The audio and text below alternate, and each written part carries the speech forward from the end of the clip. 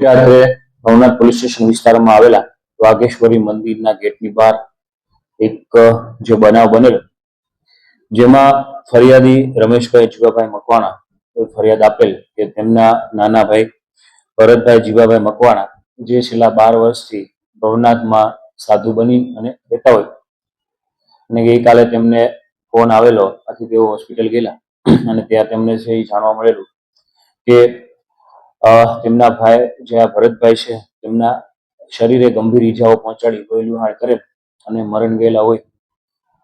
સમગ્ર બનાવની હકીકત મુજબ વાઘેશ્વરી મંદિરમાં નોકરી કરતા જમીનભાઈ વોરા ગઈકાલે રાત્રિના સમયે જ્યારે બહાર નીકળ્યા ત્યારે મંદિરના ગેટની બહાર તેમણે જોયેલું કે 3 લોકો છે એક વ્યક્તિને છે માર મારી રહેલા છે લાકડી અને દોરી વડે। આથી તેમને માર મારવા માટે ના પાડેલી, રોકેલા, પરંતુ આ રોકાયેલા નહીં। તેથી આ જમીનભાઈ છે 112 અને પેરેલલ 108 ને કોલ કરેલો। થોડા સમયમાં આ બંને વ્હીકલ ત્યાં આવેલા। 108 મારફતે આ જે ભરતભાઈ મકવાણા છે તેમને સિવિલ હોસ્પિટલ લઈ ગયેલા, પરંતુ તે પહેલા જ હોસ્પિટલ પહોંચે તે પહેલા જ આ છે ભરતભાઈ મરણ ગયેલા। સાથે સાથે 112 ની ટીમ પણ ત્યાં પહોંચેલી અને આ જે પિયાગો રિક્ષા GJ11Z9774 પણ આ જે મૃતક છે તેની સાથે civil hospital પહોંચેલી।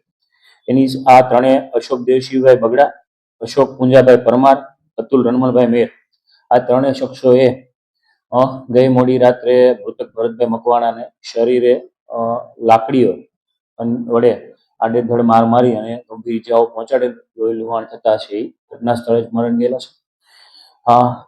Bhavnath police station દ્વારા હત્યાના બનાવનો ગુનો દાખલ કરવામાં આવેલો છે તથા આ ત્રણેય આરોપીને છે ઘટના સ્થળેથી જ પોલીસ દ્વારા છે રાઉન્ડ અપ કરવામાં આવેલા છે અને આગળની તપાસ છે ભવનાથ પીએ દ્વારા ચલાવી રહેલ છે। આરોપીઓ હાલ રાઉન્ડ અપ હોય તેમની જે પ્રાથમિક પૂછપરછ કર્યા મુજબ અગાઉ આ અતુલ રણમલ મેર કે જે મૂળ કુતિયાણાનો હોય અને આ મૃતક ભરતભાઈ મકવાણા એ પણ મૂળ કુતિયાણાના ઈશ્વરિયા ગામના હોય। સાથે સાથે આ અશોક દેવશિવભાઈ બગડા એ પણ કુતિયાણાના ઈશ્વરિયા ગામના વતની હોય। તો અગાઉ તેમની જૂની જે માથાકૂટ થયેલી અને આ અતુલ રણમલભાઈ મેરના ઘરે એમની વાઈફના મંગળસૂત્રની જે ચોરી થયેલી એ બાબતની શંકા રાખી અને આ લોકો વચ્ચે બોલાચાલી થયેલી, આ બાબતે જ મતલબ મારામારી થયેલો હાલ છે એ પોલીસને પૂછપરછમાં જણાવી રહેલા છે। આમ છતાં આરોપીને એરેસ્ટ કર્યા બાદ તેમના રિમાન્ડની પણ કાર્યવાહી કરવામાં આવશે, વધુ વિગતો છે એ કરવામાં આવશે। આરોપીઓ પૈકી આ અતુલ રણમલ મેર ઉપર છે પ્રોહિબિશનના ગુના છે પોરબંદર જિલ્લામાં દાખલ થયેલા છે। અશોક બગડા વિરુદ્ધ પણ પ્રોહિબિશનના ગુનાઓ દાખલ થયેલા છે।